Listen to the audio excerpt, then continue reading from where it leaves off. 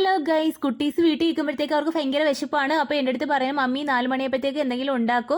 അപ്പോൾ ഞാനാണെങ്കിൽ അവിടെ ഇരുന്ന് ഏത്തപ്പഴം എടുത്തിട്ട് 3-4 കഷ്ണമായിട്ടൊക്കെ ഒന്ന് കനം കുറച്ചൊക്കെ കട്ട് ചെയ്ത് മാറ്റി വെച്ചു. അപ്പോഴത്തേക്ക് എൻ്റെ ഇളയ മോൻ പറയുകയാണ്, മമ്മി എനിക്കിങ്ങനെ നീളത്തിൽ കട്ട് ചെയ്ത് വേണ്ട, എനിക്ക് റൗണ്ടിൽ എപ്പോഴും കട്ട് ചെയ്ത് തരത്തില്ല, അപ്പോൾ അതേ കണക്ക് ചെയ്താൽ മതി.